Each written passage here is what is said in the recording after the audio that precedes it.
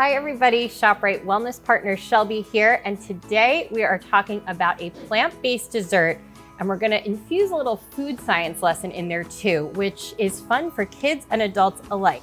So if you've ever had meringues before, you may or may not know they're typically made from egg whites. So what do we do if we are someone who doesn't eat eggs? Believe it or not, we're gonna use chickpea liquid, or more commonly known in plant-based baking as aquafaba. And that is the liquid inside the beans. So aquafaba, liquid beans. The components of the liquid in the chickpeas is very similar to egg whites. You have albumin and globulin. I know you're learning so many new words today. You're gonna win the trivia contest. Those proteins are very similar to the proteins in egg whites, and you're gonna see when we mix it, you wouldn't know the difference. And what we're going to use that chickpea liquid for is something called a Pavlova, which is a meringue-based dessert with a crisp crust and a soft inside. A really beautiful dessert that, depending on how you top it, can be good for any season. So let's get cooking. So we are going to get that chickpea liquid out by taking a strainer, putting it over our measuring cup, and just pouring it in. So we have, let's check, yep, right around a half a cup, which is what we need for our recipe. And I'm gonna put that liquid into the stand mixer. So we're gonna put the mixer on medium to medium high speed for about 5 minutes until soft peaks form. So in addition to the aquafaba, we are going to add something that you typically do add when you make egg white meringues, and that is cream of tartar. It's an acidic salt that is going to help with stabilizing those eggs. Just so you know, cream of tartar, not actual cream. It is a product that is safe for vegans and plant-based eaters alike. So we've been going about 3-4 minutes, and what I want you to see is how we are at the soft peak point.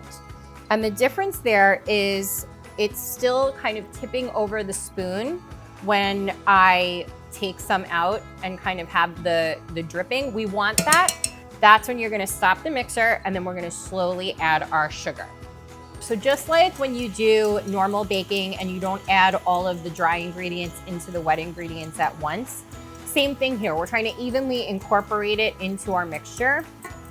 We're gonna add a teaspoon now of vanilla extract, something I always measure with my heart. And then we are gonna turn the speed to high for another 2 minutes. And we now have our stiff peaks. And I will show you, you can see, I could tip it over and it's not going anywhere. And again, we are home cooking. It doesn't have to be perfect. What we want to do is we're gonna take a big spoonful and take another spoon and do the best you can to form kind of little circles. I'm just gonna go in with 1 spoonful each just to make my life easier.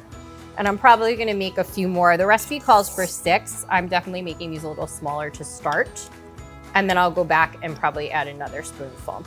And I'm just going back now and adding it, of course, trying to keep it as even as possible so that nothing bakes too fast. So this is gonna go into a low and slow oven, 200 degrees for 2.5 hours. So we're nearing the end of our cooking time for our pavlovas, so I'm gonna make the topping.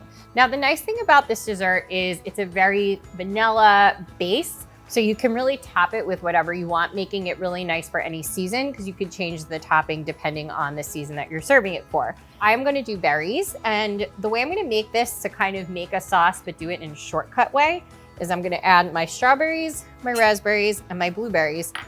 And I'm going to use a berry preserve to mix it all together, because the sugars in the preserves are going to draw out additional sugars in my fruit. So I'm gonna add, I'm eyeballing probably a little bit more than a 1/4 cup, but about a 1/4 cup, and let it sit while that pavlova cools. And we've got a really nice berry sauce without having to cook it. So here are our cooled pavlovas, and you can see very similar to a meringue, just larger. And what you see in pavlova a lot, it can be multiple layers where you would layer it with the berries and then stack them up. But we're doing them mini, and we're gonna keep it nice and simple. And then we're gonna top it with our berry sauce. So we've got our berries, and then we're gonna top it. We have a non-dairy whipped cream. And there you go. You have a really elegant, simple vegan dessert that, who would have guessed it, came from a can of beans. For more recipes or plant-based inspiration, visit the recipe shop at ShopRite.com.